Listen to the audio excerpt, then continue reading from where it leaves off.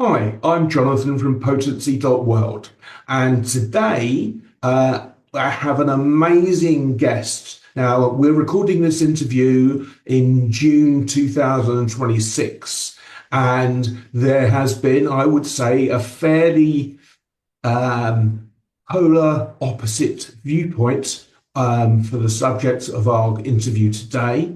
Um, and are you ready for this? Yeah, always.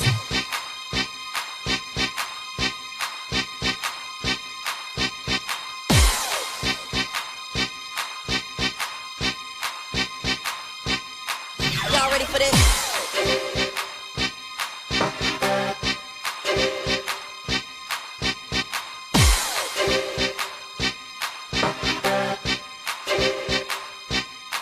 Y'all ready for this?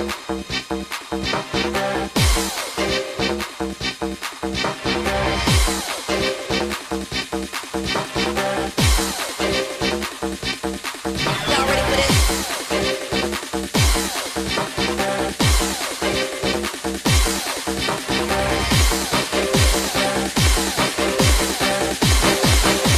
Y'all ready for this?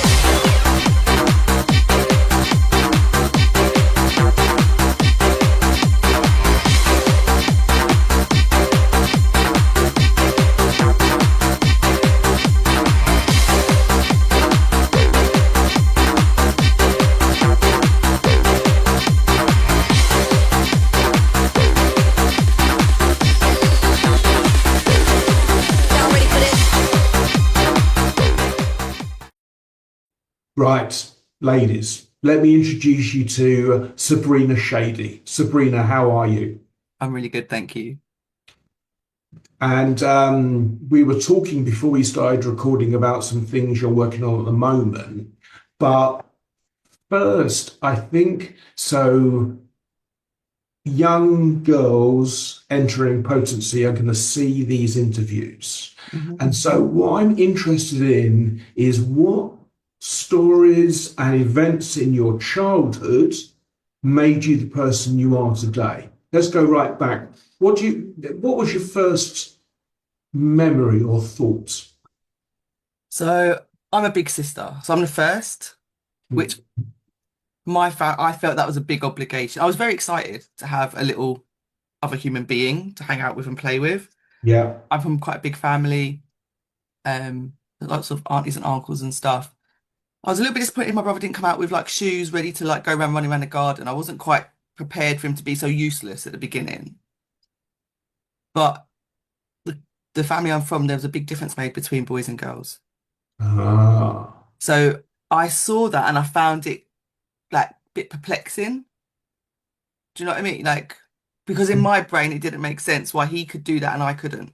What was the difference then? So he was running outside without shoes. Is that what you Oh said? no, I mean like he when he was born, he didn't have Yeah. shoes on, he wasn't ready to go out and play. So I was Ah, disappointed because newborn yeah. babies are a bit rubbish, aren't they? Yes, they are. They are. So what was the So then as we difference? got older, there was lots of things he was able to do that I Oh, was not so able to do. So just running around outside, being outdoors, playing, getting dirty, sitting on the floor.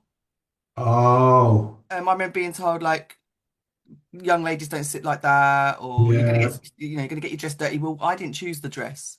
You put me in the dress and then told me I can't do things because I'm wearing the dress that you put me in. Like, it just really Mm. confused me. So I was like, but so why put me in a dress?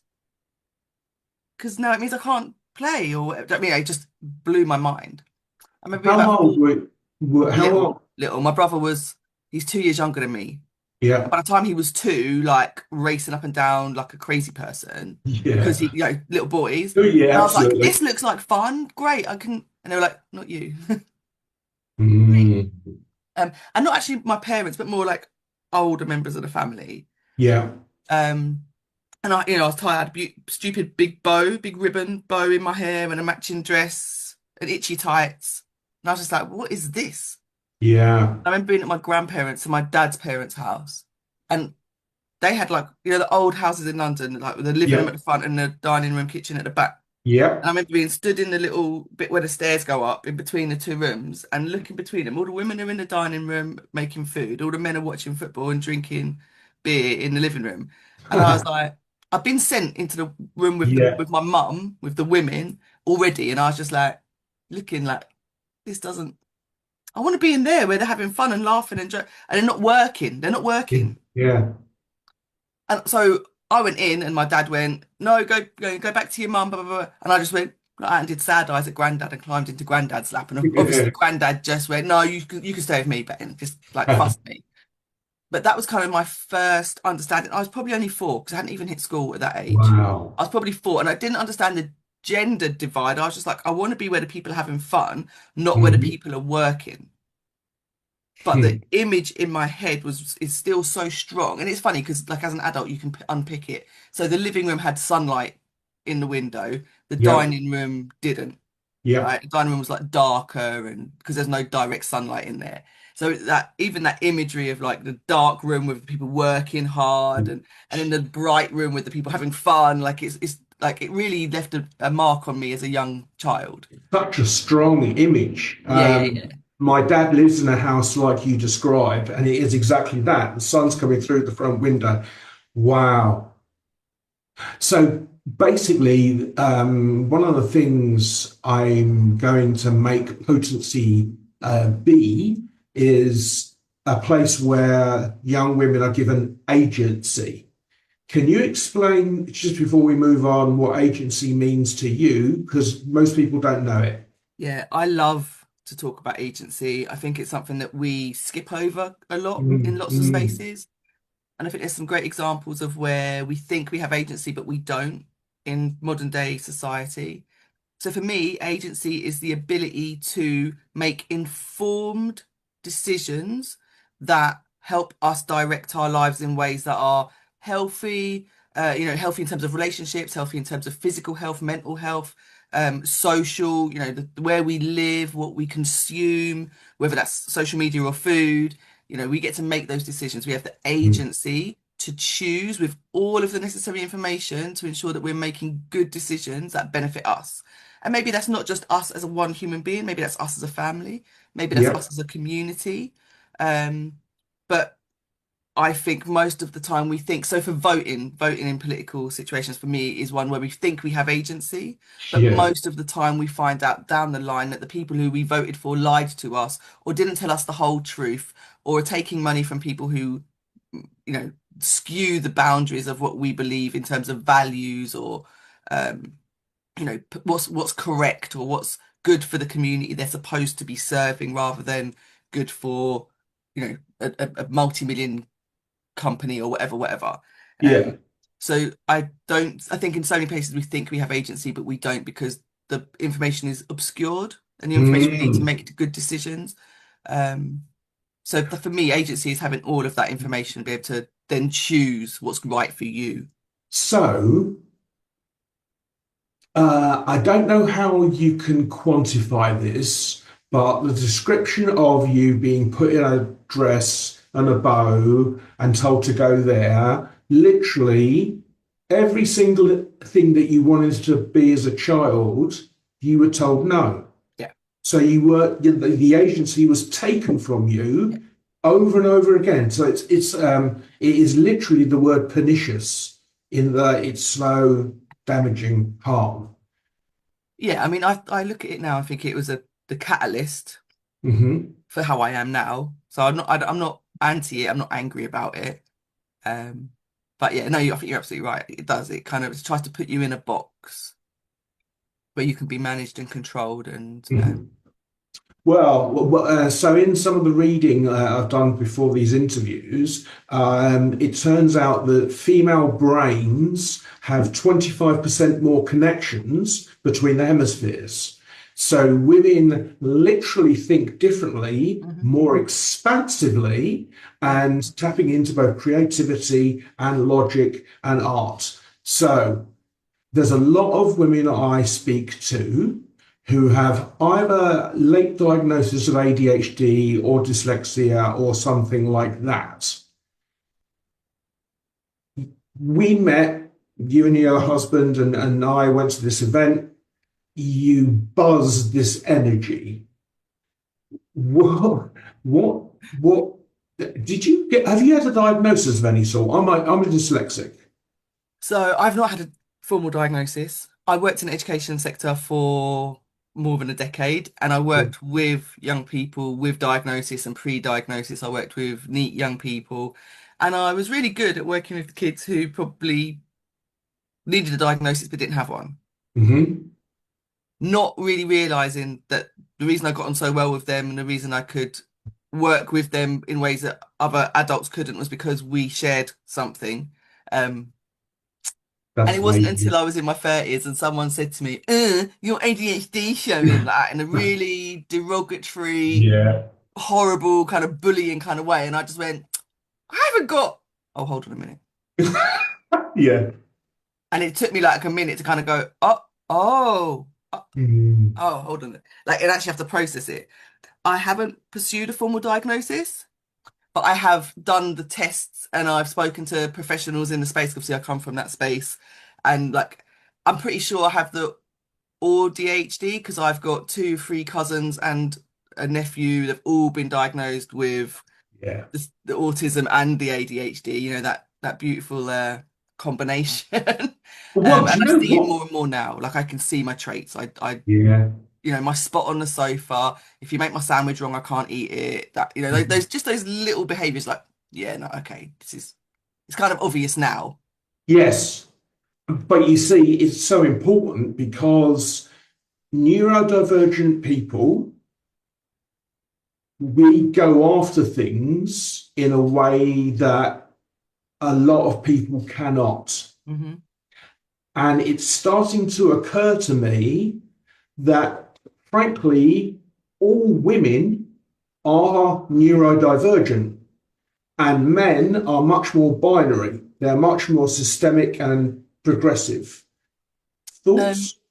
I think actually the system that indoctrinates, like the way the capitalist system's set up to set us into these binary boxes, Hmm. male, female, straight, gay, black, white, this, that, educated, not educated, like blah blah blah. You're a reader or you're not. Like there's no middle ground. Do you know what I mean? And as Right. you transition through different parts of your life, you've then still got to my identity sits in this box just to have a conversation with someone. Where do you sit on this? It's like, whoa, life doesn't like nothing about life, nothing in biology, in science, like none of it is binary. No. Nothing else in the world is binary. Everything else is on a spectrum. And even along that spectrum, there's so much change and diversity and transition Hmm. that actually even a spectrum doesn't necessarily make sense when we're talking about human experience. Because if you're the same person you are today than you were 10 years ago, you're missing the point of being alive. Oh man, I'm so glad you said that. Carry on. So for me, the fact that I think everybody has some traits of neurodiversity. The difference is, can you fit into the system that we live in now in terms of the way society functions? Can you engage with that in a way that allows you to operate and progress? Or can you not? If the answer is not, so like we had problems in school, we've spoken about that before. Yeah. People may have challenges like emotionally. People may have challenges because the system doesn't allow for you to be different to this box that they've established is the right way. Yeah. So that everybody who sits outside of that box is now dysfunctional, rather than recognizing that trying to put people in boxes is the dysfunction. So I Wow. think everybody has the ability to be themselves and have these wonderful different ways our brains work. Mm. But there's something about the way that the society has been built to benefit men, to benefit certain men in certain spaces with certain Hmm. thinking patterns, that it normalizes that. Absolutely. It's institutionalized, Absolutely. education, I mean, I find it offensive with 2026, if I see a little girl child pushing a pram with a baby in it, I'm like, man, I mean, You want to grab her and go, there's more to life. There's more there to is, life. but you know what? I was just thinking about this. So obviously, Donald Trump is the president of the United States. They have pushed back on diversity, equity, and inclusion, Mhm.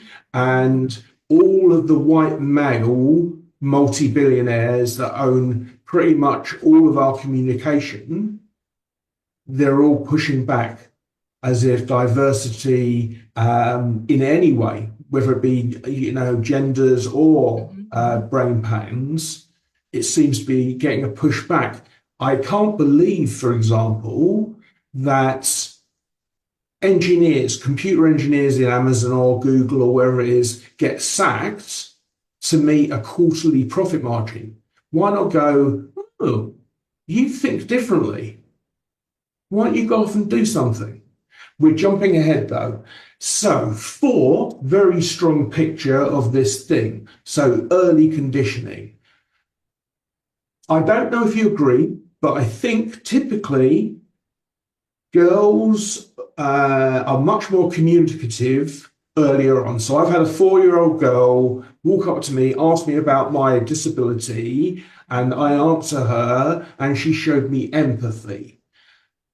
That was 4 in nursery. So when do you think the personality starts? 7 onwards or earlier? Younger, much younger. Really? So my brother didn't speak till he was like 3 or whatever, right? He didn't Mm-hmm. really. Now I can't tell you categorically because I was only a couple of years older than him. Yeah. But he and I used to communicate. I knew exactly what he wanted, whether he spoke or not, right? Now, I believe we communicated because I remember having conversations with him, but when adults were in the room, he would not open his mouth. Now, people have told me that he was not speaking at all, and that, anything I think he and I communicated about was like either telepathic or didn't happen. All right, cool. But in my head, so my auntie said, "Oh, do you guys want juice? Do you want blackcurrant or orange?" Always blackcurrant, right? So I was like, "Oh, we both want blackcurrant." She went, "Let him answer for himself." I said, "But he just said he wanted blackcurrant." She's like, "He didn't say anything." I heard him, like in my brain, I heard him. So I feel like we develop way, way earlier than we recognize Mm-hmm. because yes, our brain's got a lot of development to do, but there's something innate about the energy that we bring as individuals that's already in us when we're born. And people say spiritual or I'm not into religion and all that, but each individual, like my brother and I were so close, and I would, even though he was getting, I would say, preferential treatment within the family, I still like I'm to this day, I'm still down for my brother, like 100%. There's no resentment between us about how those things panned out. It's Mm-hmm. just like we were the team, right? So if he got a benefit, we would share the benefit. He would, I would play with his Lego. He got better Lego than me. That's the one that really used to bug me. I used to get the Yeah. girly house with the picket fence, and he's got like a light up police spaceship. How Yeah. is that equivalent? Like what? Um, Yeah. so for me, and in terms of like the neurodiversity, I recognize as an adult now, my brain did things that I was constantly analyzing what's going on. I'm watching the relationships between the adults in my life. I understood more about the dynamics, the power dynamics that was playing out across the family, and oh, this person's not talking to that person, and da, da, da. I recognize that even very, very young, Okay. which I think is the neurodiversity. So long before I was 7 years old. Mm. The thing that changed between like 8 and 11 was my ability to express it. So it was all going on, but I didn't have Right. the words, right? I didn't have Yes. the way to turn it into something that other people could understand. At the point that I was between sort of 10 and 11, that changed. And I actually became very aggressive because I realized that I could outsmart everybody. So I wasn't Mhm. necessarily physically aggressive, but I could like bad up my teacher in front of Yeah. everybody, and she couldn't say nothing to me because she Yeah. already knew I was smarter than her. Yeah. Yeah. So Yeah. when she come for me for talking or doing whatever, I'd just say something cutting to her, and she would be shook and wouldn't be able to say anything. Did you get expelled much? No, well, I'm Oh, I have a big privilege. My grandfather worked in the education space, so okay. they never tried to expel me from little school. But when I hit senior school, they tried to suspend me a number of times. Yeah. Yeah. Mostly because of my pursuit of justice. Like I didn't like teachers bullying people. I didn't like Exactly. inappropriate behaviors, being Yeah. ignored, or whatever. So I would Yeah. mouth off. And they tried to suspend me a few times, but my granddad was actually the person that trained my head of year. Ha. So granddad would come to school and advocate on my behalf, and my Yes, my head of year couldn't go against what my granddad said, kind of thing, because my granddad had taught him everything he knew. It kind of absolutely. And alarmed. it's so good. If you go back to that first image where you gave your granddad the puppy eyes, that's just wow. I mean, so this interview is not about me, but I will just share a quick story. I was adopted into a white family. So I had an upbringing with books, with science. I don't think we've had a conversation about a TV show. It's sociology or politics or history. And that is effectively white privilege. So even though I'm mixed race, when I walk into a situation, I'm never telling myself the Okay. story. Yeah. And therefore, my experience with people, because I'm not having the story, I'm telling a story about what I want to create, not what's holding me back. And it sounds like, because I didn't realize until, well, I'm 54 now, till I was 46, I had no idea that people were threatened by my intelligence, which I find hysterical because I failed English. I was advised to leave mid A levels. I got five GCSEs, but they said, "No, you're not going to do it. You I just didn't not leave up." school with any, I had one GCSE in art. That was it. Yeah. I took a lot of them, but I hadn't been in school Yeah. enough to get I would have got, I hadn't done any coursework, so I couldn't get decent grades, regardless of how good I Right. did in the exam, because I hadn't been attending. Mm. Like, I didn't see It, the point in attending when everybody there wasn't, like, the teachers weren't that smart. What yeah, are they teaching me? And they can't even be honest about what they don't know. Do you know what I'm saying? So that I those do. kinds of things with the ADHD, and so you're there reading a textbook and you know that some of the stuff in it is not right. Yeah. And I'm like, this ain't even, come on now, what's this? It's a load of rubbish. We're going to learn what's in the book. I said, but you can't expect me to take you seriously if you know what you're teaching is false. Like that is nonsensical. Like, what are we doing? Leave the classroom. Yeah. Like, you can't just teach people lies and tell them, I know it's a lie, you know it's a lie, suck it up like that. What is this? So I just stopped going to school Yeah. because I Yeah. didn't see the point. There is Um, no point. no, I can learn the facts without turning up. Like, school's not teaching me the facts, not teaching me the things I Mm. need to know. And I was Mm. pretty good at school. I was predicted like 13 A to C's, but I just Yeah. couldn't bring myself to attend somewhere and play the game, pretend to learn the lies. Yeah. Especially when it was particularly in a history class where I was like, they're not telling the truth of like slavery and the British Mm. Empire and the damage Mhm. it did across the globe, like damage to the environment, damage to communities, damage to culture.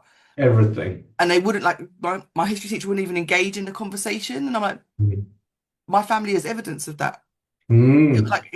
You're telling me that my truth, my personal truth, is not relevant in this talk like that. So it just undid my faith in education for a really long time. Fucking right. It is. It's disgraceful. But you see, and thank you for teeing up. I'll just dive in again. This is what Potency World is, girls. Mhm. Watching this video, it's not about me telling you anything or the facilitators or coaches telling you anything. What we want here is for you to say, do you know what? I'd really like to do this. And then we will say to you, let us help you do that. Yeah, That's education which is intrinsically motivated, and therefore you don't have to learn lies. yeah. You can research and make your own conclusions through experimentation.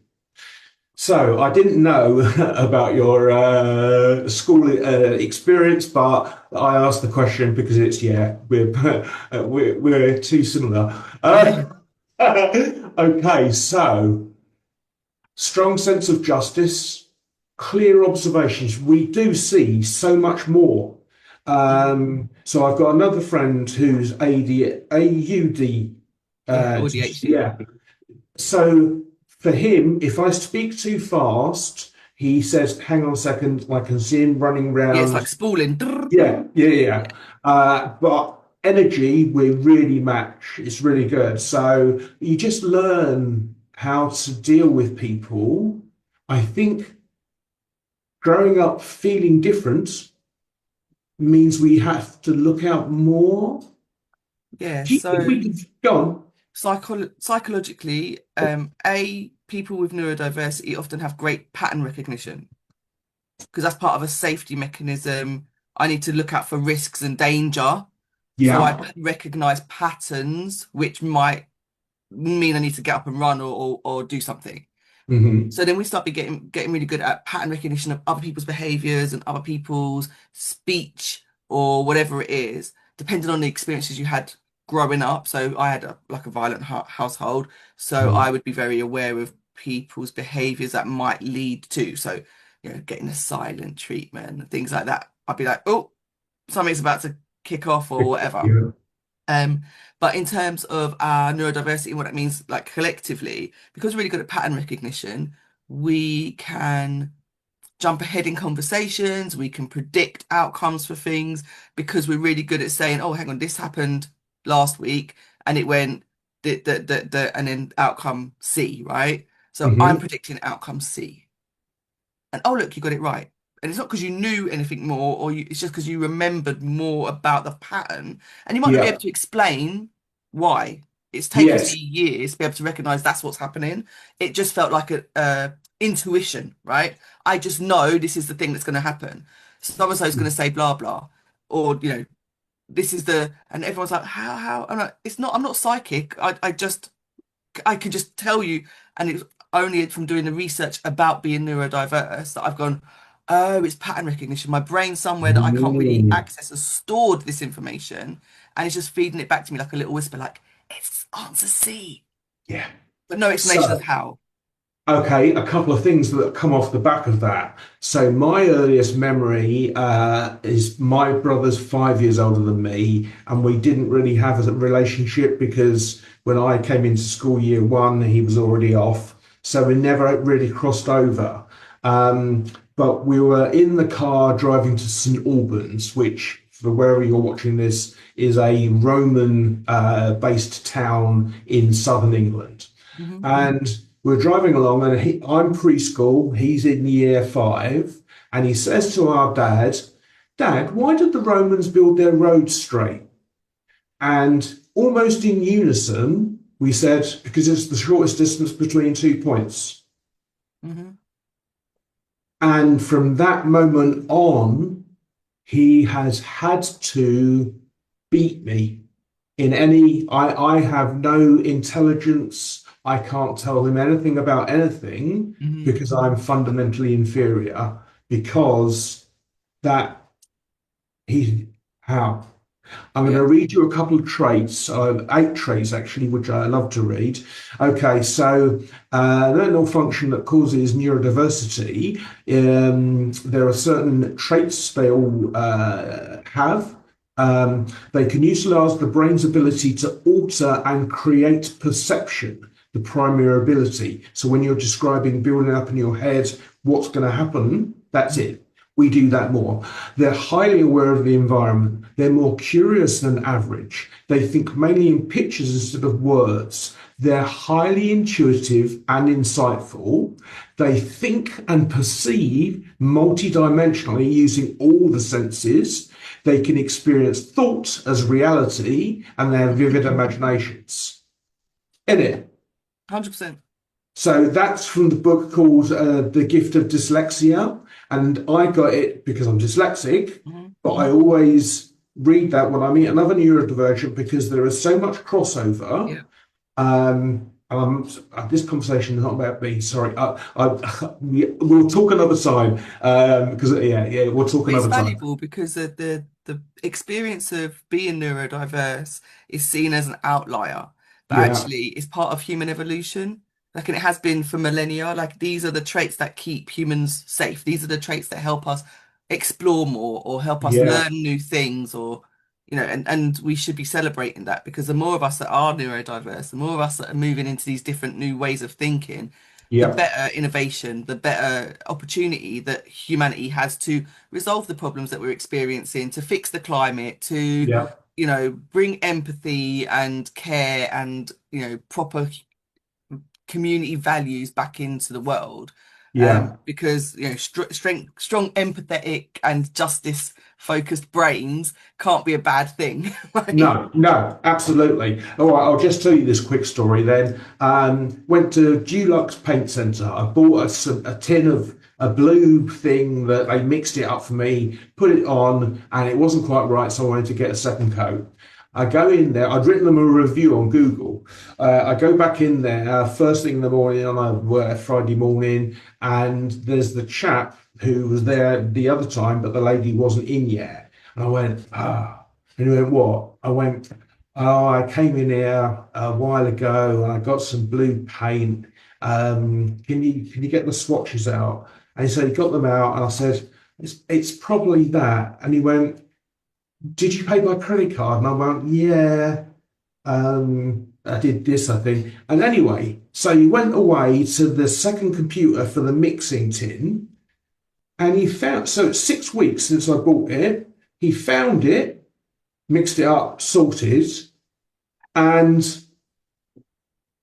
when I see shit like that, the first question I ask is, dyslexic or ADHD? He goes, ADHD and autistic. And for him, getting the right colour meant that he went to that computer and looked through for something which wouldn't have even been referenced to my name. And it was the right colour. So that is like, God. He knows the system well enough to know the kind of like the back door into accessing the information that he's looking for in a way that other people may not have been able to pull those two bits of information together to find.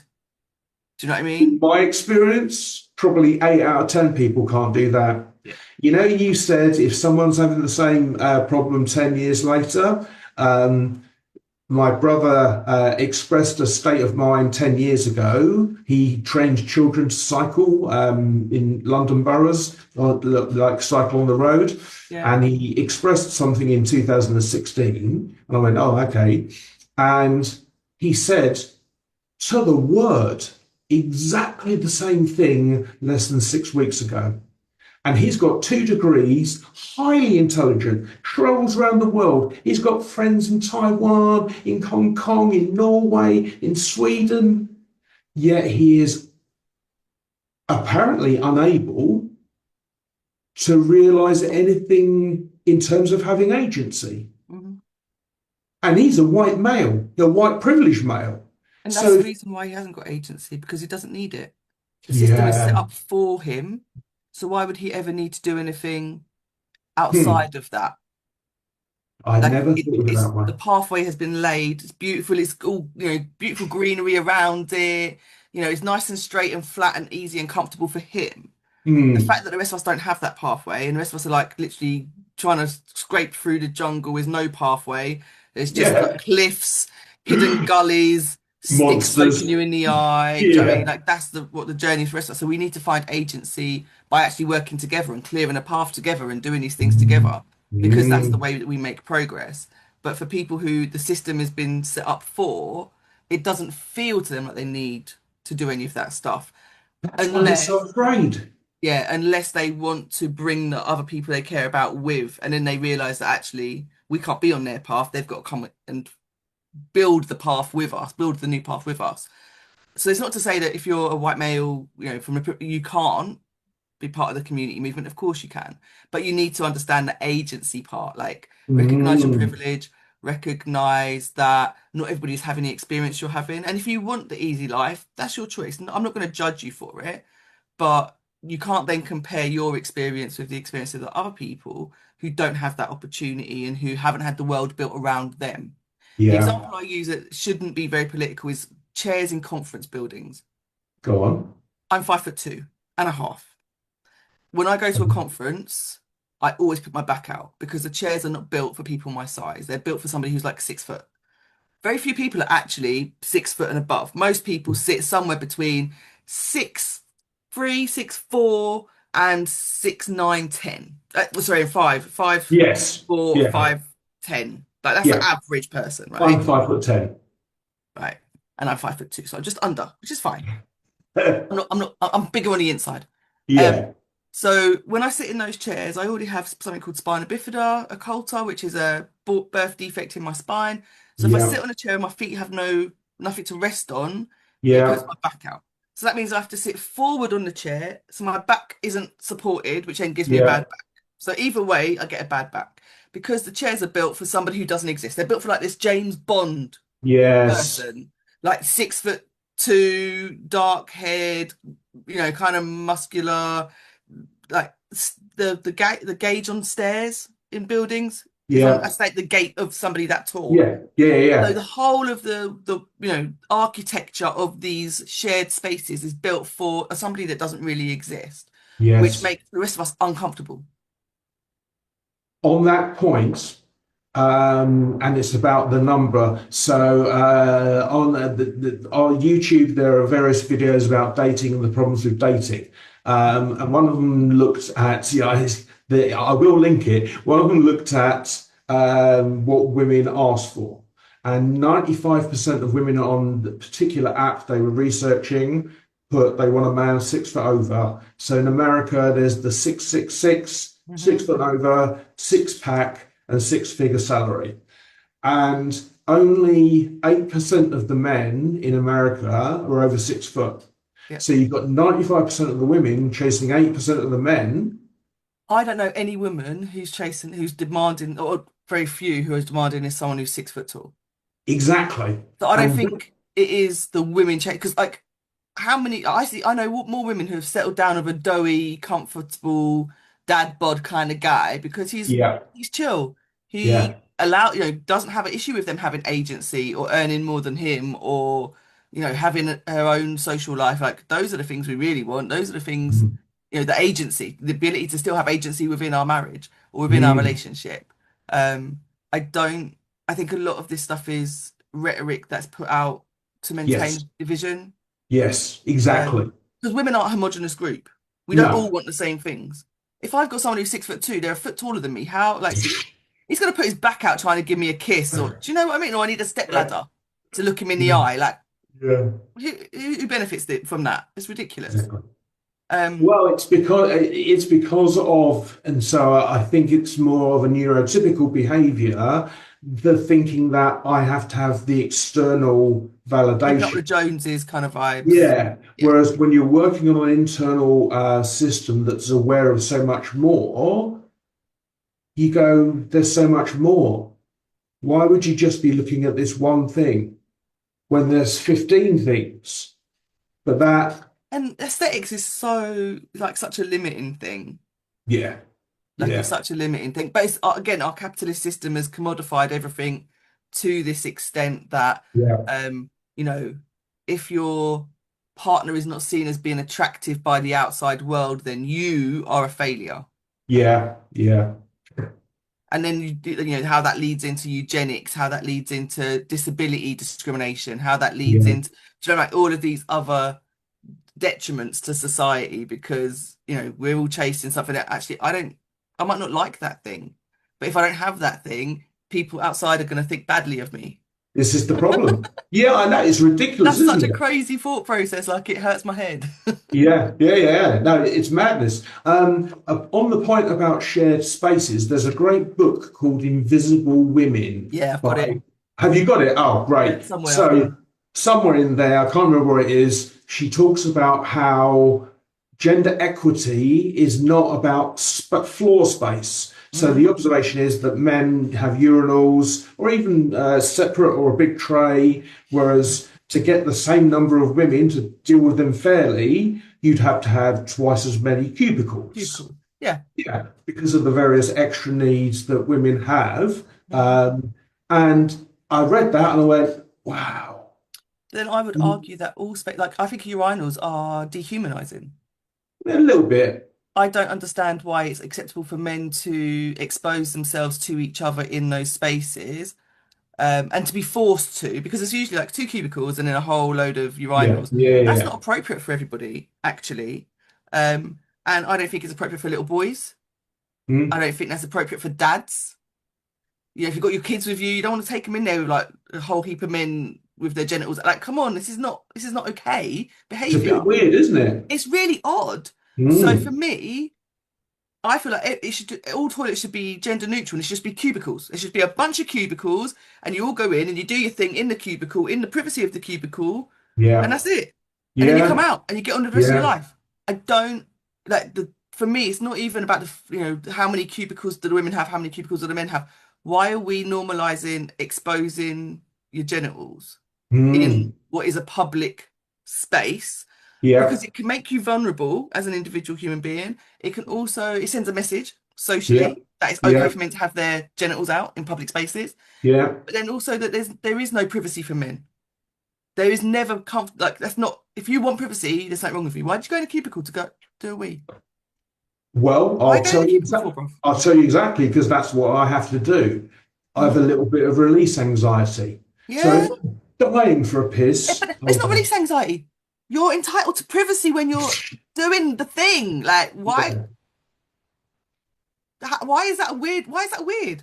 Well, it is, but it's just that I can't let go when someone's standing next to me. That's normal. Yeah, I What do suppose you mean it. that's the normal thing?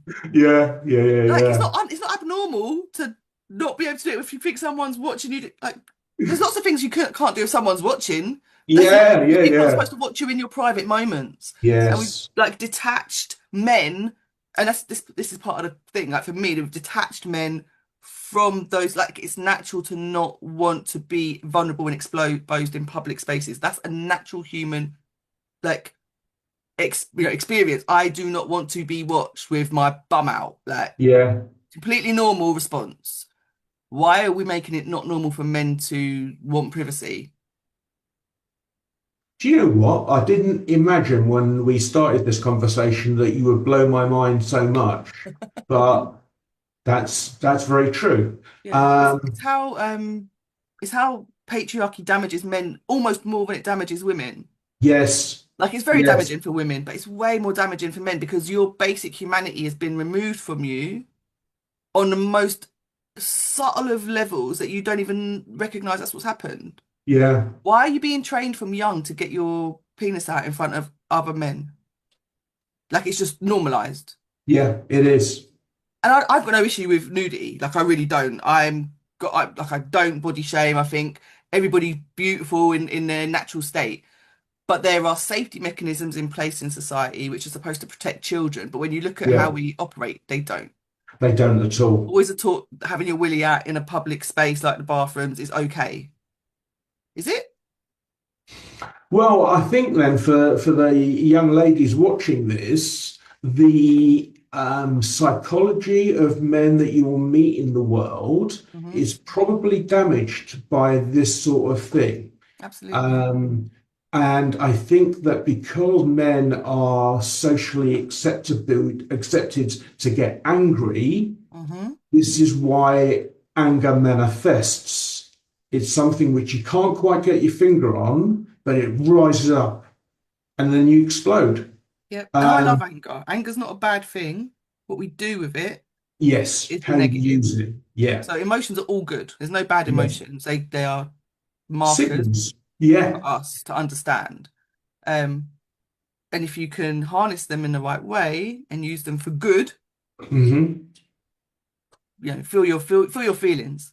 Yeah. The Yeah. problem is when Yeah. we don't give people outlets, safe outlets to manage their emotions, and they become unwieldy, Well, explosive, you just become conditioned to responding damaging. the same way. Yeah. Yeah. Yeah, Yeah.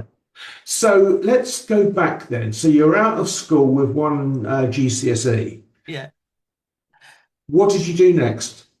Um, I mooched about a bit Uh, in the way that you could in the 90s. So yeah. I actually worked in the rave scene. I danced on. I did it. Just wanted to rave. That's the honest truth. I just wanted to rave. So I would dance on stage. I would sell tape packs. I would work with the promoter, do whatever I could.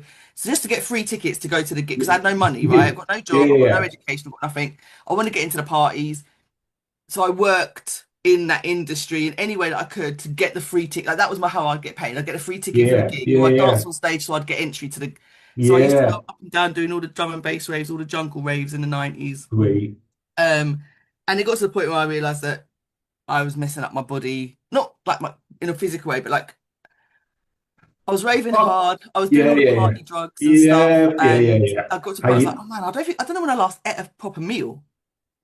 Because I'm up and down the motorway, like jumping in friends' cars, driving up and down the motorway to the different gigs, doing 4 or 5 nights in a row, yeah. then coming home, sleeping on someone's sofa. Do you know what I mean? Like, there was no routine or whatever. So I went home to my mum and I was about 16, 17. Mm. She went, yeah, this can't carry on. You've got to get a job. And I'm like, how am I getting a job? I've got no qualifications, I've got nothing. So bless her, my mum got me a job as like basically an office dog's body in a graphic design studio where she worked. She Okay. was like the customer service receptionist, front desk lady. And she just said to her boss, look, minimum wage, she'll photocopy, she'll sweep the floor, she'll grab everyone's coffee, whatever it is. And back then, minimum wage was like something, it was something ridiculous. Like it was Mm. 4 quid or, Yeah. you know what I mean? Um, so I did that. I think I got paid something like £90 a week. Okay. So it wasn't like I wasn't starving. I mean, obviously I wasn't starving. My mum looked after me. So I did that for Mm. about 3 years. Okay.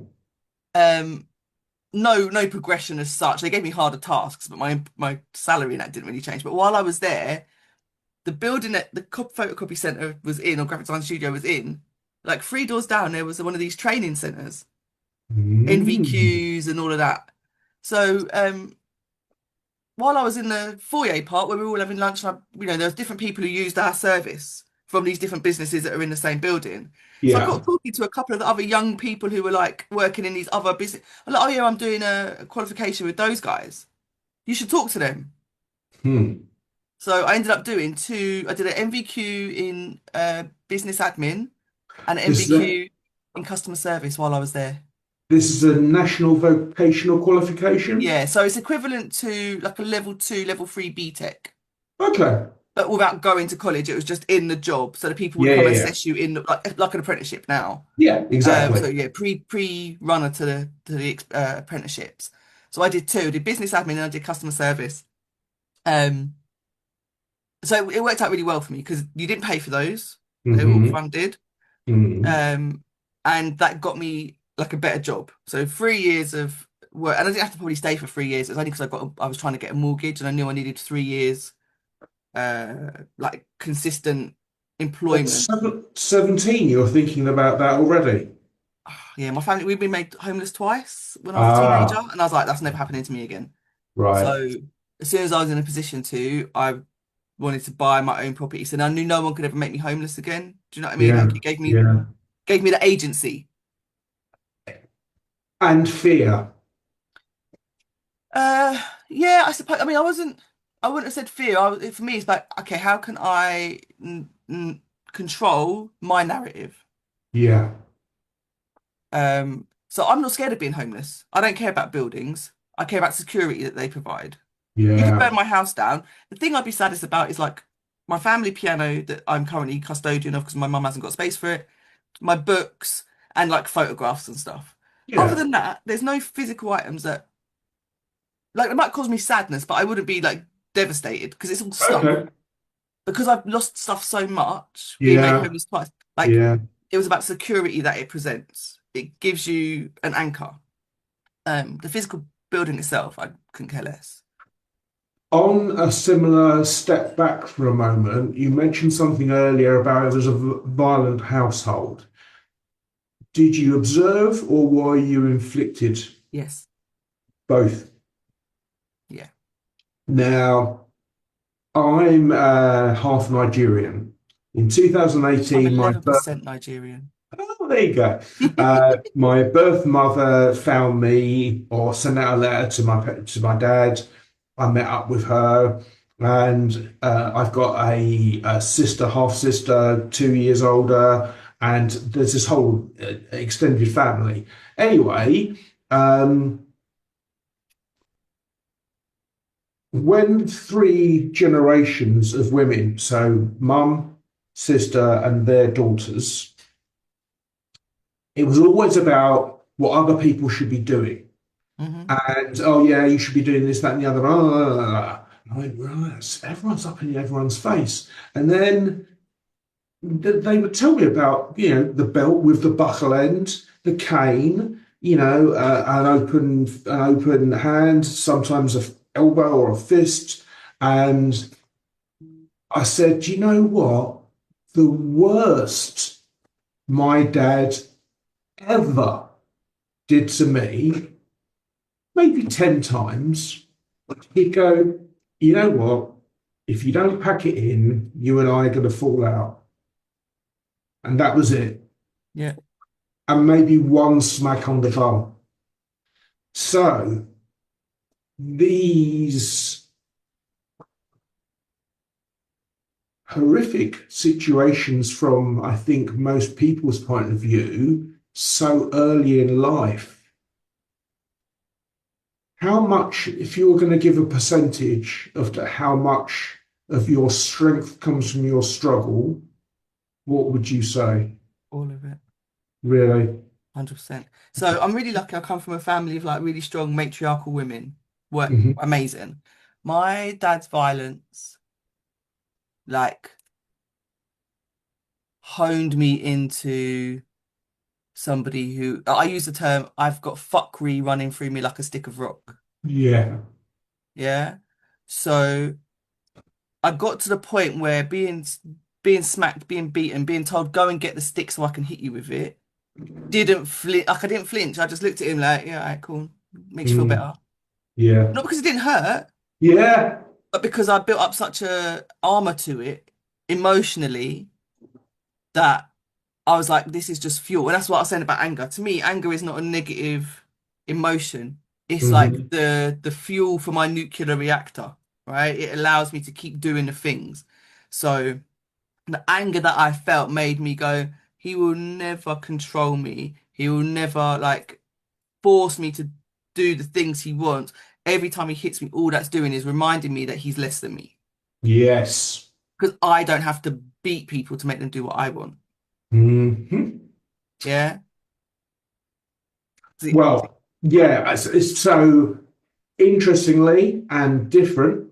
The other mentor lady who I've interviewed so far, black woman in Texas in the 60s, and she remembers taking her two cousins and her brother. She was 7, and they were like 4 and 3, walking around looking for bottle tops to find enough money to eat, Mhm. and being spat at and abused for their color. Yeah. Um, and when I said fear, I wanted to see if it was fear because so I have these physical issues as well. A series of strokes have left my system. So if I don't exercise, Mhm. I would fall into a state that I find not acceptable. I Yeah. don't have to do anything. But what I choose to do is I was up this morning, I make the bed, I have a coffee, I went swimming, I did 50 lengths, I'll do an Yes. hour on the bike, and I'll do it every single day. People go to me, "Oh, yeah, you're so disciplined." And I go, "No, I'm afraid. I know The what's on the alternative is so other." much worse. Yeah. Yeah. So it's a similar strength. And you said something which is very key about it's in the mind. You disassociate. So we disassociate. So the pain I've been in for the last 30 years causes me to completely disassociate multiple times. And that is, I think, what gives us the broader view, Hmm. because it's not what's out here, it's how what's out here is represented in your Yeah. conscious space. Absolutely. And it's something that, like for me, the physical pain of being hit. So my dad used to put a hand out Yeah. and he'd take a bamboo cane and smack you on the palm of the hand. And if Ah, you flinched, he'd add extra right. on, right? So you could be there for ages because every time you flinch, he's like, oh, that's another one, that's another Ah, two. And you're like, by the end, you're getting like such a high number. It's you only way to deal with it is to disassociate, right? yeah. Yeah.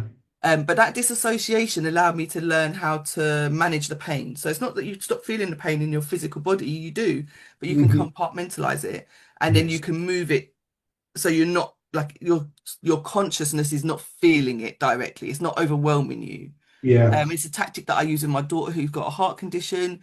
We've used it, like I've trained her to use it. So when she was having, because with a heart condition, you can't have sedation.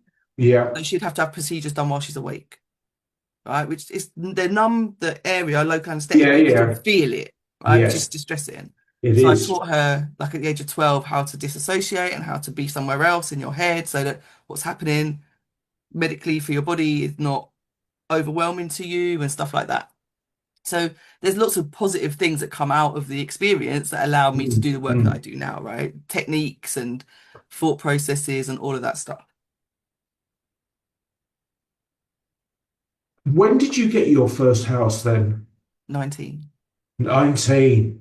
Wow. But it was in the 90s when you could get 100% mortgage and like the whole financial system was very different then. Yeah. The house was Yeah. like £54,000, I think, or £57,000, something like that.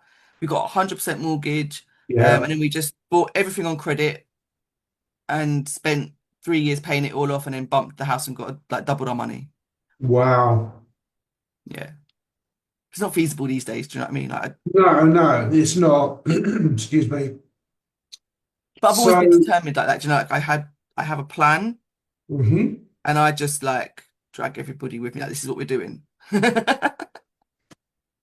I recognize that. And it's interesting because, so I don't know about you, but I've got this like enthusiastic puppy energy, where I like, so I'll talk to people everywhere, anywhere, all the time, everywhere.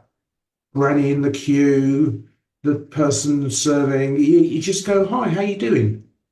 And they Yeah. look at you. Sometimes they don't recognize that basic compassion. Um, and, I did a recording about with two ladies about dating scams and what have you. Mm. And it, it is slightly objectifying, but I just said, oh, wow, you look good for your age because they're both 49. And she said to me, oh, that's made my day. I went, okay, maybe I've gone and overstepped it. But the fact that it could make someone's day and that having a conversation with people can make a difference, that's the thing which is dragging me through what is currently a depressive world situation. Yeah. But let's move on then. So you're 21. You flip the first 3 years. No, so you're 22. You flip that first house. You doubled your money. What are you doing work-wise at this stage? Um, just started uni, Okay. pregnant, about 2 years into being married to my daughter's dad. Okay. And my employer is paying for me to go to uni because I'm a youth worker for the local Sweet. authority. Okay. Yeah. So are you doing it evening or No, part-time? no. I was working 2 or 3 part-time youth work jobs and attending Okay. uni 2 full days. Okay. And what course were you studying? So I did a youth and community work degree. Okay. Oh, that's why they paid for it. Yeah, yeah, yeah. Okay. Yeah. My brother had been stabbed in the late 90s, same Yeah. year as the McPherson report comes out by a bunch of racists. So similar kind of scenario, Stephen Lawrence. Yeah. He survived, he's fine, like big grown man with kids and all of that good stuff. But it made me stop because I was on a career path to like customer service. I was working at a call center and all of that stuff. And then this happened and I was just like, nah. So I started Mm, volunteering in a partnership program between the police and local authority hmm. to try and educate people around issues of racism and division within the local area. The youth workers running the program were like, you're actually pretty good at this. Mm. We're going to run there's another course we're about to run, which gives you a qualification equivalent to an MVQ Okay. in youth work skills, if you're interested. So I was like, I'll have a look. I quite enjoy doing this work. That's cool. So I did that. Then they went, there's a couple of jobs coming up in youth work. Now you've got this qualification. You are highly qualified enough to do these little part-time youth work jobs if you're interested. So I just like climbed up the ladder. And because I was from the area and because I got in so much trouble off the back of my brother being stabbed, I was nearly arrested and stuff because the police were like, "Oh, you're Yeah. inciting a riot," and I wasn't. I was Yeah. trying to communicate with the local community about what had happened because they kept phoning the hospital, and the nurses are like, "We can't spend all day answering phone calls. That's not what we're here for." Yeah. Um, so I was like trying to talk to people, like saying, "Can you stop phoning the hospital, please?" Um, so it all just, yeah, came like could have gone into a big catastrophic kind of thing, but because I had the right people, luckily I Mm. had a really good police, like local police officers like Sabrina, look, come and work with us, come and help us connect with the community better. Because no one wants to talk to us. Surprise, surprise.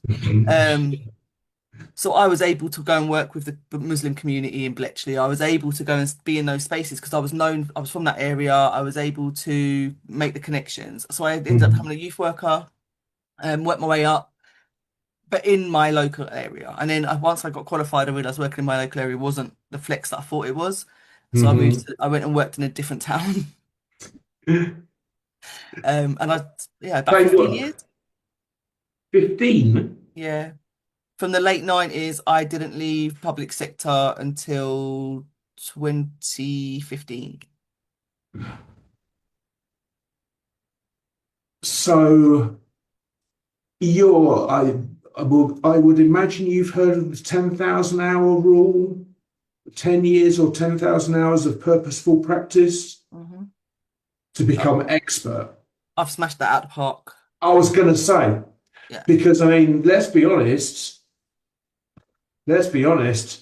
before you even learn anything, you had the skills that were required to such an extent that people could observe what you were doing and go, we're going to offer. Yeah. Because as a And I was rule, 19 when that police officer yeah, made that offer. well, as a rule, men don't offer women anything. And it's not always true and it's not Mhm. one sided, but basically, men are trying to chat girls up. Yeah, And and it was that, nothing like that. It was literally the police at the time was struggling so hard to work with the community because the community had had so many attacks against it, and the police did nothing to protect them and did nothing to resolve it after the fact either. So why would the community work with you? What yeah, have you done that would make them want to work with you? Who even are you? yeah, But because I was from the area, I mean, I think it was an exploitation in the moment, but at 19, for me, it was a great opportunity. So I think I don't think that individual police officer had negative intentions. I think he did yeah, really want to find a way to reduce the violence that was happening. Um, but I think the police in general were happy to exploit a young person from the area for their benefit. yes, Yeah, to yes, hit their targets. yeah, Um, the fact that it worked out really well for me, is because I'm of not, you I'm not going not to there. complain about it.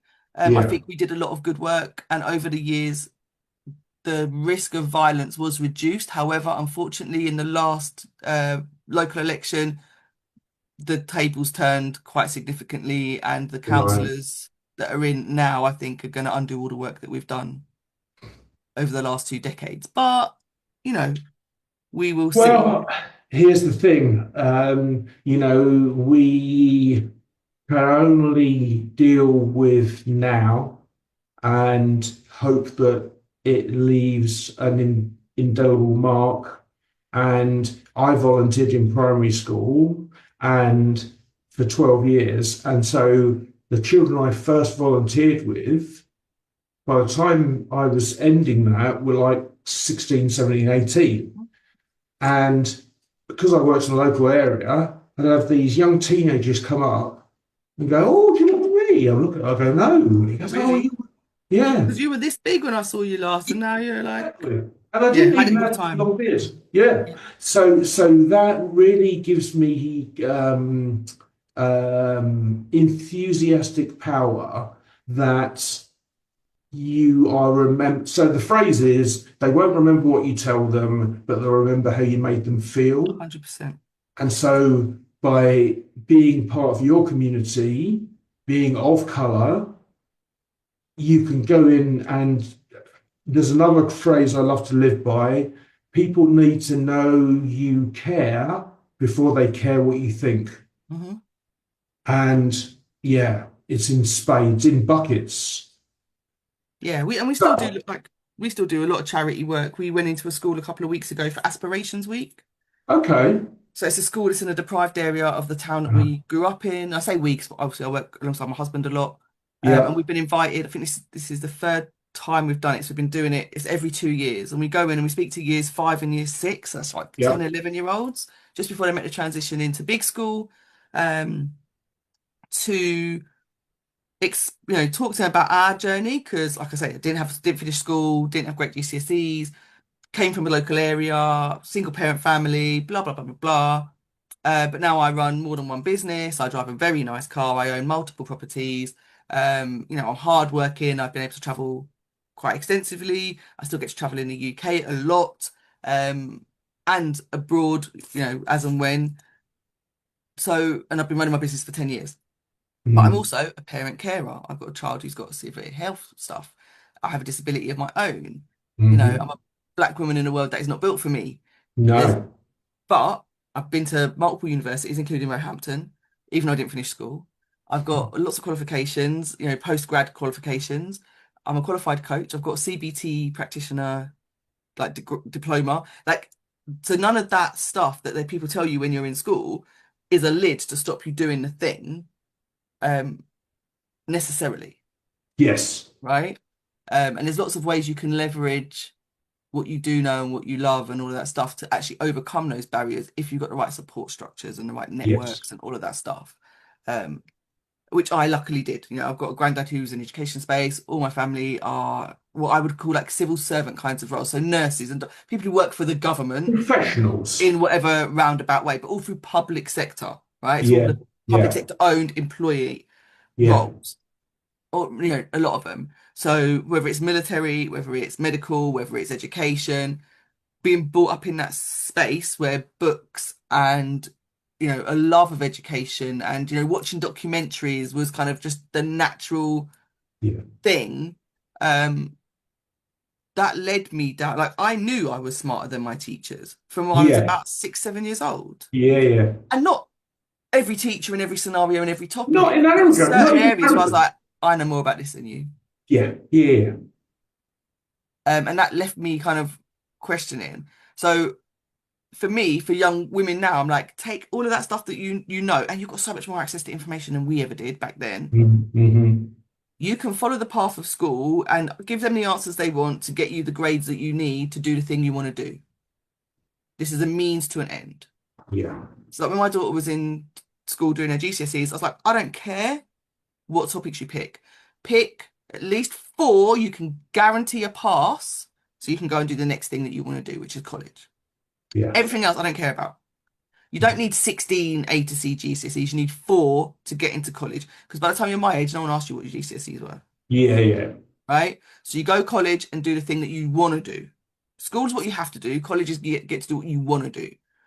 And she did. She smashed it out of the park. She got, and she did history, which I think is one of the hardest, like, because it's remembering dates and all of that. Yeah. But Yeah. she doesn't remember any of it because of her condition. But what she did, she learned to replicate the answer formula because of her ADHD really Yeah. well. So, they ask you a question, in what year did General blah blah of so and so and da da da da do the thing that da da da da?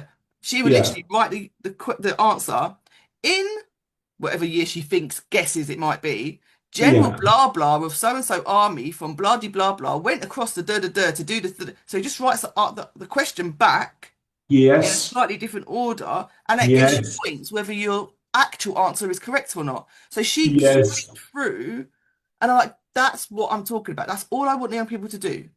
I don't care if you got an A or a C. Did you pass? Oh, it's not like anymore. Is it a 9 or a 4 or whatever? Whatever it is. Yeah. If you pass to get to the next bit, because that's all life is. Get through this phase so you can do the Mm-hmm. next thing you want to do. Right? We put up with stupid queues in the airport to get on holiday. Like Yeah. this is a natural part of life. You queue up in the wherever to get the coffee or whatever. Do you know what I mean? Like you have to wait and do the thing you don't want to do to get the thing you do want. Yeah. And I think education is unfortunately not as engaging and inspirational as I would like it to be. And somebody who's been a teacher and an educator for a really long time. But actually, if you can get through it and scrape what you need to get to the next bit's fun. Yeah. Well, on that very point, because presumably the people watching this video, the young lady is entering Potency World Academies, and you've got here this offering is a lottery because there are more people who want to be here than Yeah. can be here. And it's all about doing what you want to do, being supported financially. Intellectually, mentors, resources, that sort of stuff. And if you give people all the things they need to succeed, everyone can succeed, irrespective Yeah. of what they got in school. But that lesson about writing the answer, see, this is the problem. Schools talk about growth mindset without the slightest idea that the entire system is fixed mindset. Yeah. It's just ridiculous. You can't see the wood for the trees. So And it that, punishes you thinking outside of the box. yeah, massively. And what you just said, write the answer back in the same words they used. And if the date is wrong, it almost doesn't matter because you've got 80% of a mark for a question. Yeah. If Wow. it's a 2-mark question and you've got the formula correct, but the answer wrong, you still get 1 point. Yeah. Yeah. And that's the same 1 point if somebody just wrote the right year. If they just literally wrote the year, like 1945 or whatever, and they Yeah. didn't write anything else, no sentence, Yeah. no whatever, just the year, they would get the same point as you, even though you got it wrong. Yeah. That's crazy. I love it. I love it. Right. Okay.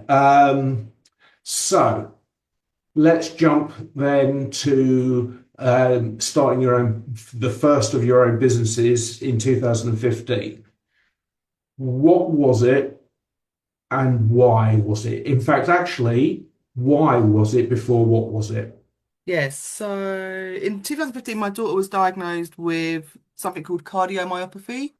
Which She'd been is, really ill, couldn't figure out what was going on with her, back and forth, back and forth, back and forth to the hospital, to the doctors. She was being sent home from school for vomiting. So they're like, oh, oh, she's got a bug. You can't come back to school for 24 hours or 48 hours or yeah, whatever. yeah, But she didn't have a bug. You know, if someone's got a sickness bug, like they're bent up, they're in pain. None of that. She was fine. Long story short, 8 weeks later, she was literally collapsed. She hadn't eaten, she hadn't drank anything, she wasn't going to the toilet. And the triage nurse, I still praise that woman to this day. I said to her, look, I can't even touch her. When I pulled her t-shirt down and my knuckle grazed her stomach, she looked like she was in so much pain. I don't know what's happening. This triage nurse actually looked at my daughter properly, like actually looked at her and didn't say it's bulimia, which is what they all rest of them were saying. yeah. Bulimic people don't be sick in the middle of a classroom, No, right? That's not bulimia. no.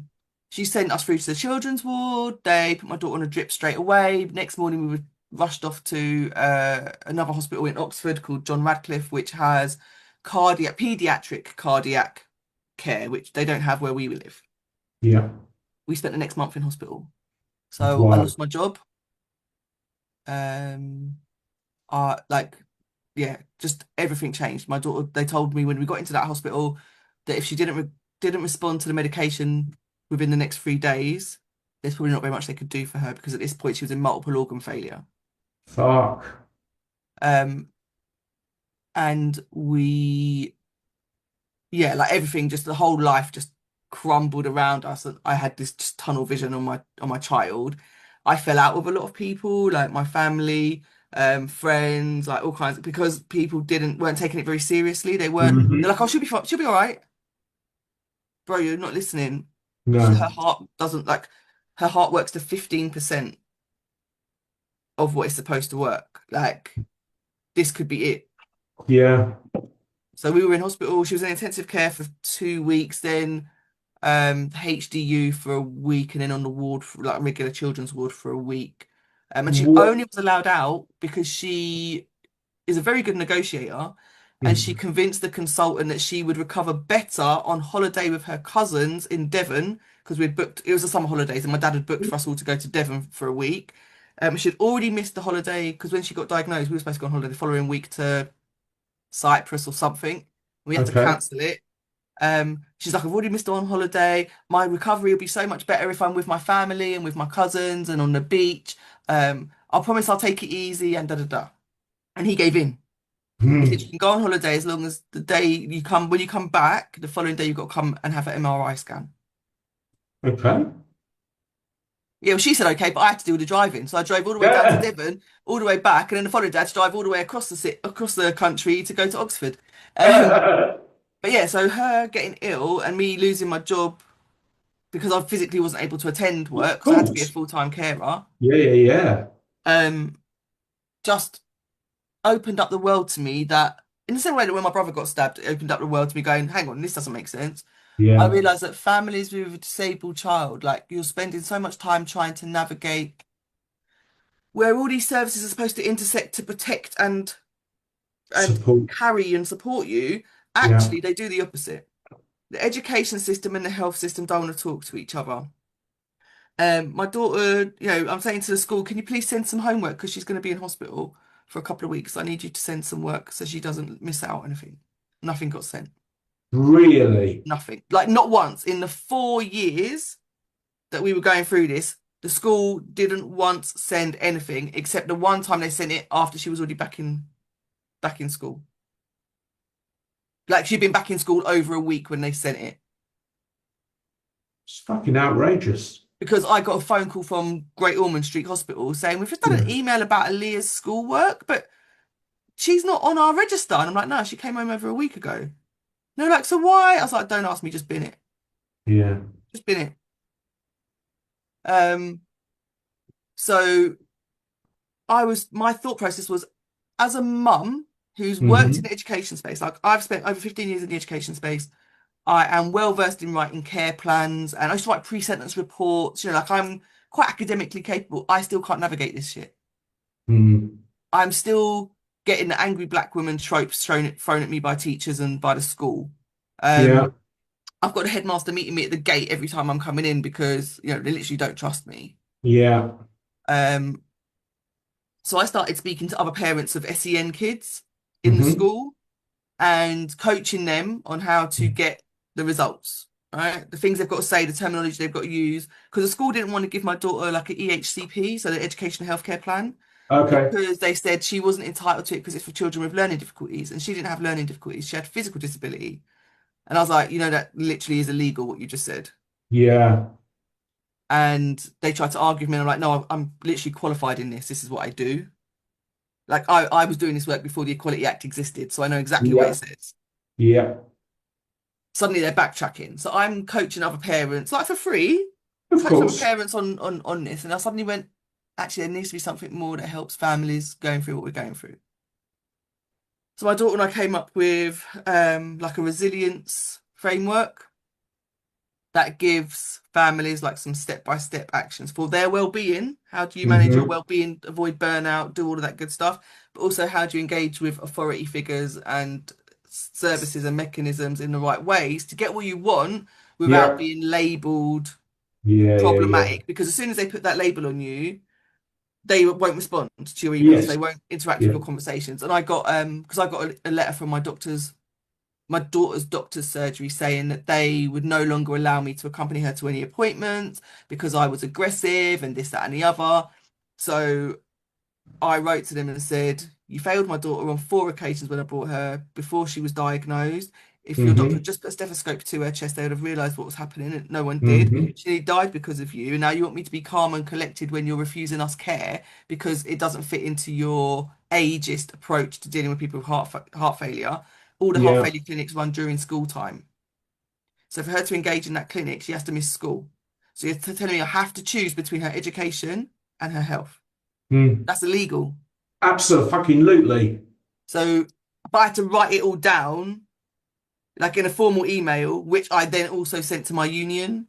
Yeah. Yeah. And Yeah. it was that made, do you know what I mean? Like made them act differently. But they were trying to like say to me, well, you're not allowed to bring her to appointments and that anymore, which would mean that she wouldn't get to go to the appointments because who else is going to take her if I'm her Mm. carer? Mm. Mm. Would they think your dad's going to take time off work every week to take her to the clinic? Like, it's Can't be just, done. yeah, it's completely impractical. And Yeah. they know that. Yeah. Yeah. So the business was set up originally to help families navigate all of that without killing anyone, Mm.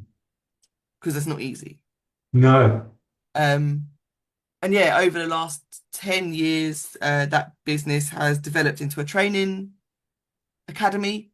So we Yeah. support professionals, we support individuals, um, particularly from minoritized groups, people who have that, historic challenge in terms of what their identity means for how they can engage with the world. Um, so lots of people who are neurodiverse, lots of people with disabilities, lots of people from what I would consider global majority backgrounds, lots of women, Right. lots of stuff, people who are having challenges around menopause, and we support them as individuals. But then we also go and Okay. work with organisations, charities, universities, schools to help their leadership and help their service providers understand how to work with people from diverse backgrounds more effectively. Excellent. Yeah. So you sent me a link to your webpage. I'll put a screenshot of it in this video when I edit it, but Mhm. it's theroseacademy.com. So D Rose, roses in the flower, droseacademy.com. And you can find out about Sabrina's various work and get support there. So we're talking about pretty fucking savage trauma has been the fuel that has Enabled. enabled you to survive and then to bring that knowledge to other people. Yeah. And I don't want to make this about me, but I'll just tell you the similar story. I was volunteering in primary schools when I'd just come out of hospital with my strokes. Mhm. I was thinking like this. I couldn't speak properly. I was dying, but I couldn't speak properly.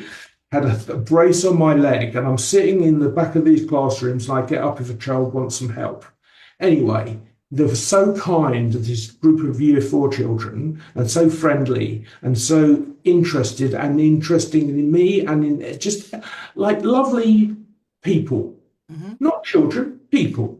Yeah. And so I then pushed myself to do 2 half days, and it made me have a breakdown because stroke required a huge amount of energy to sustain function, Yeah. and the pain I've got keeps me awake. So I was in great pain.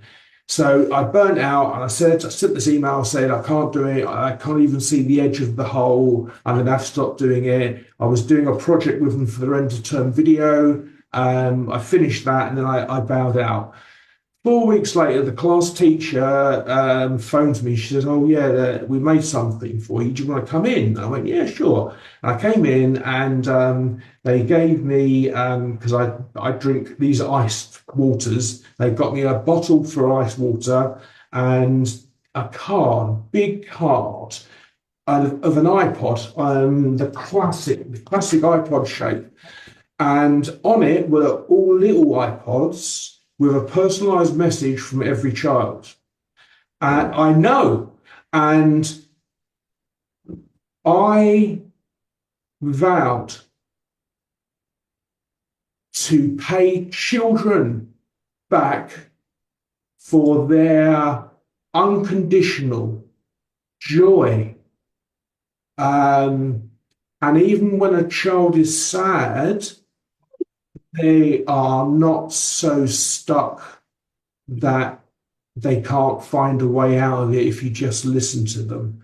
And so I vowed there to make a program, and I came back, and basically what I did was I used all the information I was using to rebuild my own brain, reframed in a way that it's a game for children, and made this thing which literally, the children loved because it was all loud music, jumping around, screaming, shrieking, bouncing, all the shit they're not allowed to do, I was allowed to do with them, which I loved. They loved. The other adults, they went, "You're not even serious. What are you doing? You know what you do." But here's the thing.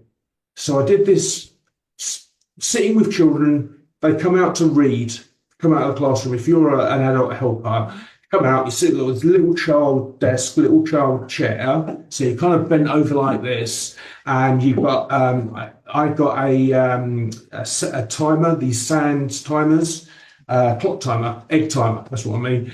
And I'd go, all right, before you start, if you do the character voices, I'll do the music and the incidental effects. And then I'd go, okay, have you got the page ready? They go, yeah. I go, you ready? They go, yeah. I go, are you ready? And then like third or fourth time, I go, bang. And they go, ah. And they start reading furiously because they know this time's counting down. And they are making up the voices, the character voices. And I'm going, whatever it is, doesn't matter, it was stupid. Here's the thing. In order to read in a character's voice, you need to have read ahead to find out who you're doing the voice of. Yeah. That is a highly advanced learnt skill that I made a game. So without any instruction in education, with a frankly very severely damaged sense of reality and consciousness, I allow children to be the way they are, which is absolutely spectacular. And we came in before we started recording. So I think I've had you for an hour already, and people watching will draw the conclusions from this. We were talking earlier about how sometimes charities are limited in their budgets. Yeah. And we were talking about the effect of that on you. So you run this coaching company, you run the academy, you do work in schools, you do work with communities and events. What is most joyful and most satisfying for you? What gets you out of bed every day? I love creating. Okay. For me, the most fun part of what I do is I take quite complicated theories and experiences and turn them into something that's actually accessible for people. Right. So I do learning models. I use loads and loads of visual learning models. And my daughter's dad, so my first husband, because I'm remarried, is a graphic designer. I met him in that first job when I was doing All right, design, cool. right? So he still designs a lot of stuff for my business. Sweet. So like recently he's just done me a new privilege wheel. What's that? So it shows you, if depending on your identity markers, how much barriers you might have out in the world. So you can plot your lived experience and go, okay, I might be having problems here or there that I'm not aware of, or I might be having privileges here and there which I wouldn't have been aware of. So it helps us plot that. So I designed it and then described it to him, and he drew it for me. And we create lots of these kinds of visual learning tools that help people understand theories and complex social issues in a way that allows us to teach it to people across different areas, in different environments, so that actually everybody can understand why their lived experience is the way it is and do something about it. So we have a resilience tree, which talks about how we build resilience skills, and it's based on what the natural elements of a tree. So we talk about things like strong roots, like what are the things that help anchor you and make you feel strong and supported? What's that feel you? Having a bit of a flexible thinking, not being stuck in your ways. We're talking about mindset. So being flexible in your thinking, be able to look around the problems to find the opportunities, that kind of stuff. Yeah. We teach it using a tree because you can teach that to any age group. Everybody knows what a tree looks like. No matter where in the world they're from. It's got a green bit at the top and a brown bit at the bottom. You can all draw a tree, whether it's a palm tree or a pine tree or an apple tree. It doesn't matter. Tree. We know the basic theory, right? And trees aren't uprooted in a storm if they've got strong roots. And we can talk about all these metaphorical things that people know about trees and relate it back to the human experience. That is amazing. Yeah, and it's important that we can relate it back, and we can teach it to parents so they can take it back to their children, or we can teach it to staff, they can work with their team. So we've got about 4 or 5 different frameworks that we use for different areas, to help people recognize the behaviors that we're trying to get to, and then that helps us identify what the barriers are to getting there. So we use these methodologies and making them accessible to people, so it's something that they can easily remember, or visually, like, triggers for them. Oh yeah, it's a tree, so what are the things that I know about a tree, and they can start feeding that back into, because Yeah. I'm not precious about it's got to be done my way. You can change the No. words, you can change the Yeah. language to make it suitable for your environment, but by teaching these mechanisms, the message gets spread more widely, right? Because I don't make it over complicated. We haven't made it like inaccessible. It's very academic language, because that excludes people. Exactly. So yeah, Exactly. that's what That we is, do. but well, do you know what? Just in your explaining that, you have what I have, which is an ability to step out and look at whole systems and all their interactions, and then turn it into something that's accessible. Yeah. And this is why AI is very good for people like us, but very threatening for people that are more on the neurotypical end of the scale. Because we can make it up in our mind what we want the machine to do, whereas most people, and what I loved about what you were saying is you were going like this, it's not fixed, it's flexible. And my perception of reality is it's fluid. Yes. Everything's moving around. It's all And energy. yes, And energy's exactly. not static. Exactly. Like, it doesn't Do you stay know, in one place. It's do you know constantly what? flowing. I love to play with internal visualizations. And so I know an atom, I read it in some book.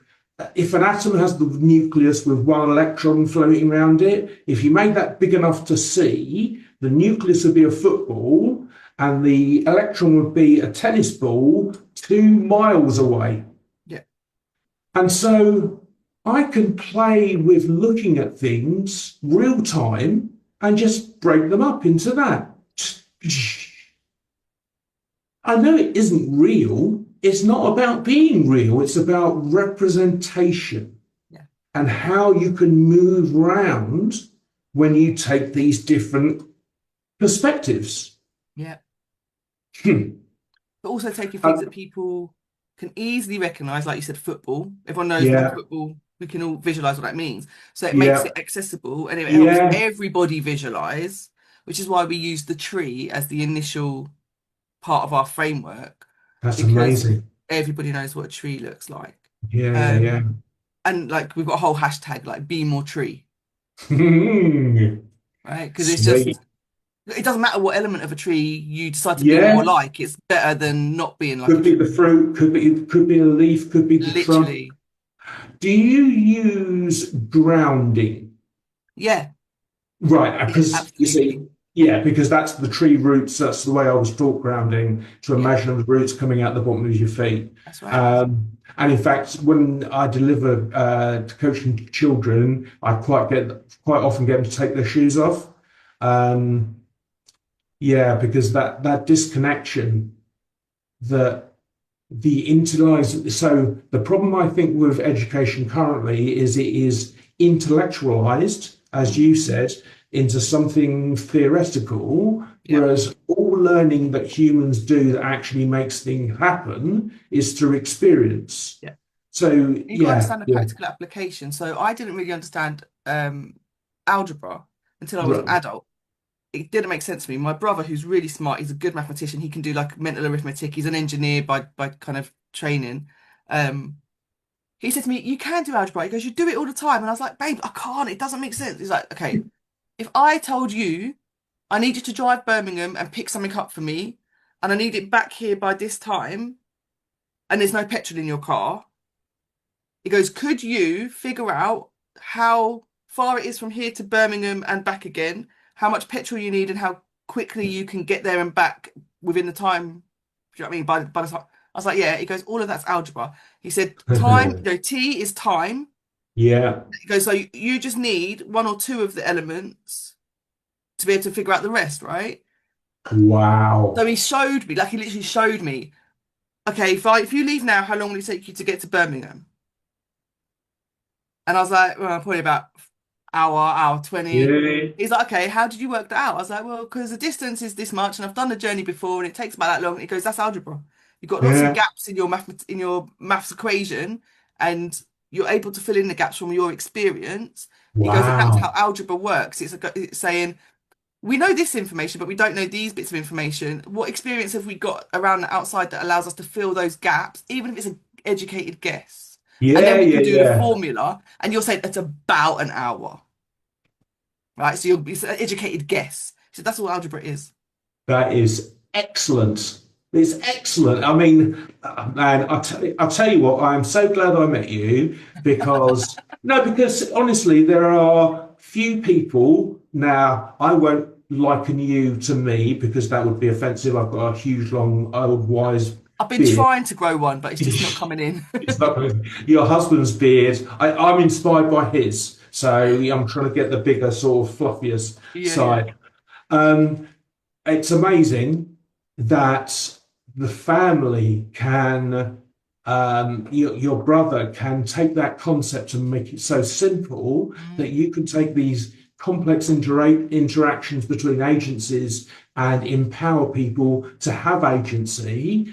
And the joy that you generate from doing that was the same joy I got from doing hospital radio shows. I'd mhm. spend 4 or 5 hours for a 1 hour show on a Sunday night. I'd spend 2 hours in the ward with the parents, with the children before we ever did the show. Yeah, And I'd get them to put the phone number in for the competition into their mobiles as the last number dial. I'd tee them up, tee them up, tee them up. So you have these kids. This was in the Royal National Orthopaedic. So kids having limbs cut off, major cancers, scoliosis.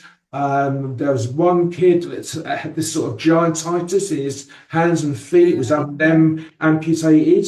And these children, so other people volunteering would go onto the wall and go, do you like a, do you like a request on the radio? And expect, what the, so I go, hey, I'm Jonathan. Have you listened to the hospital radio yet? And they go, no. And I go, oh my God, you're missing out. Then immediately go up and put this. And this is in the days when there was a one speaker at the end of a line of beds and air tubes Yeah, yeah, that yeah. have, yeah, yeah, proper old school. And we'd sort them out. And you just, yeah, it's so much greater, I feel, to have joy in life. Yeah, and I think it's like all things, yin yang, right? You need to have some of the darkness to enjoy the light and so. So Yes. for me, each time these kind of things that could be very negative, things that could be very overwhelming and disempowering came along in my life, it was okay, how do we what's the lesson for this that could help Mhm. other people not experience this, Mm. right? So rather than having it break me or us as a family or whatever, it was like, how do we channel all of that into something Mm. that is beneficial on a greater scale than just us? Because then our suffering, our discomfort, our whatever wasn't for nothing. It had Yeah. value and it had Yeah. purpose. And as much as I'm not religious, I believe that when you can turn your negative into something positive and give it back to the world and go, there's learning from this, there's opportunity from this, there's grace from this. Um, it takes the pain away a little bit, like it makes it not okay, but bearable.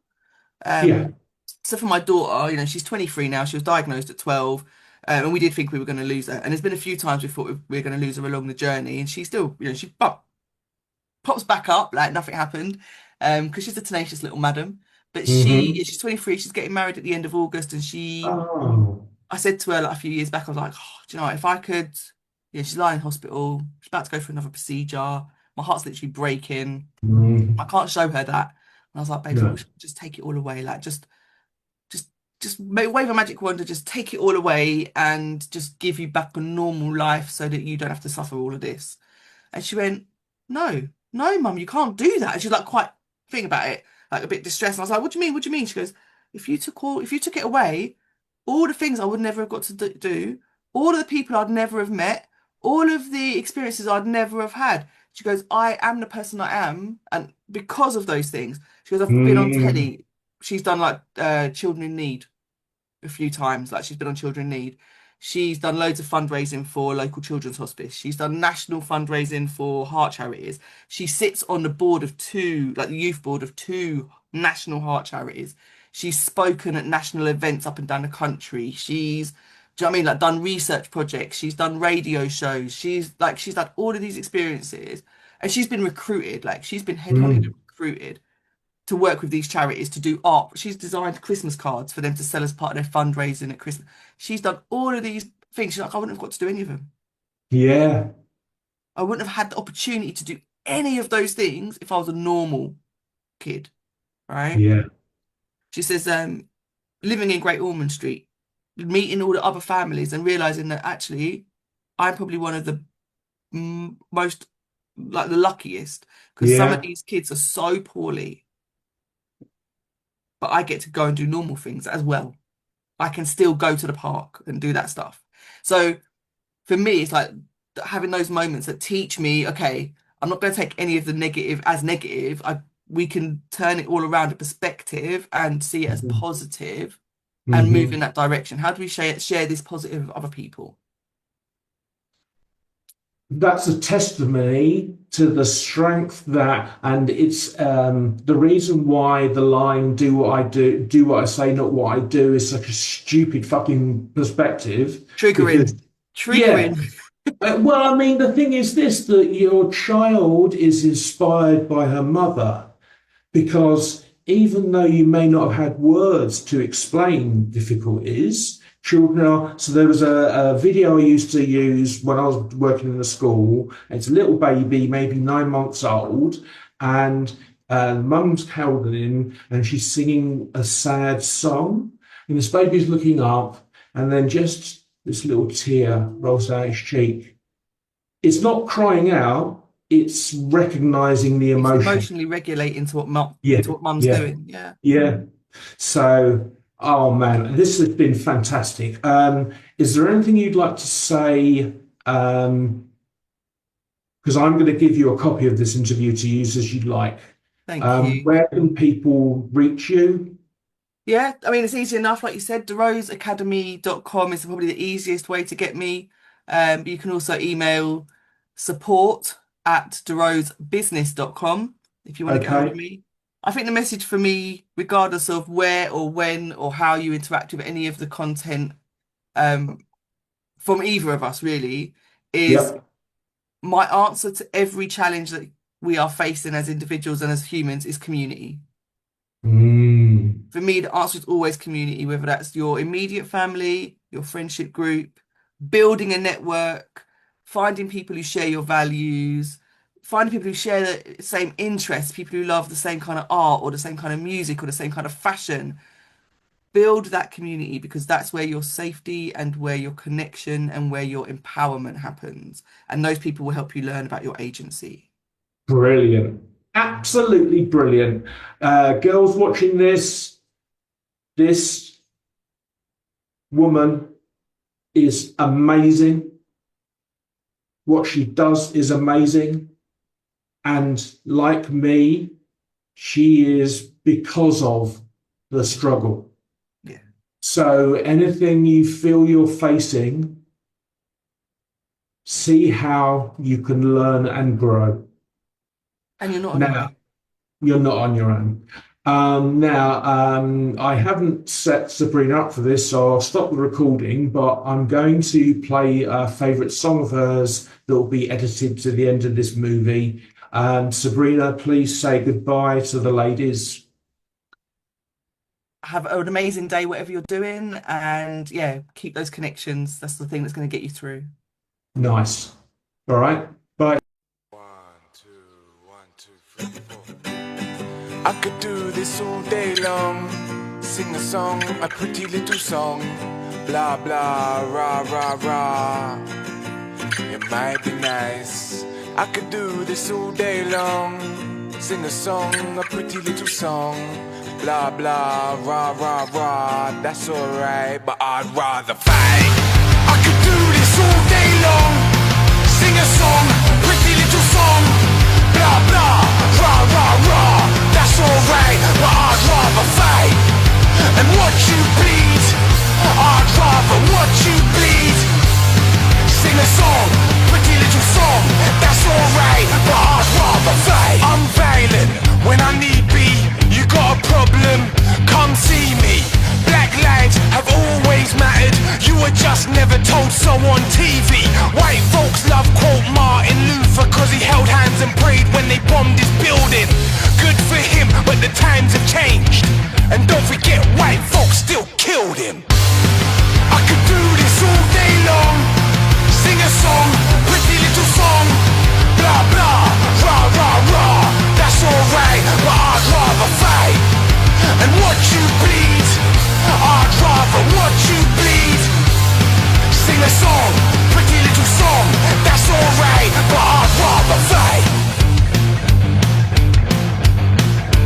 Who the fuck are you? I'm no pacifist, I'm smashing fists at every single racist prick I meet. I'm not having it, there's no kumbaya to be found round here. No groovy beat, no liberal lefty cunt is gonna tell me punching Nazis ain't the way. If you wanna hold hands and sing, go do it over there while the big boys play. Okay, I could do this all day long, sing a song, pretty little song. Blah blah, rah rah rah, that's alright, but I'd rather fight and watch you bleed. I'd rather watch you bleed. Sing a song, pretty little song, that's alright, but I'd rather fight. I could do this all day long, sing a song, a pretty little song. Blah blah, rah rah rah, it might be nice. I could do this all day long, sing a song, a pretty little song. Blah blah, rah rah rah, that's alright, but I'd rather kill you. I said George Floyd was murdered. He said I can't say that. I said the neighbors called me. Station said they can't play that. Meanwhile, hide in plain sight. Johnny Rotten tried to warn us way back. Maybe if I made pacifist punk. Non-violence always makes for a great track. Give a about great lyrics, smooth flows. When the emperor's old gimmick is new clothes. Same old stories, nothing new told. Appear to speak truth, but don't be too bold. They say make a song for the radio. Hey ho, something to play on the day show. Your music upsets advertisers. It's about the peso. What they say goes. And so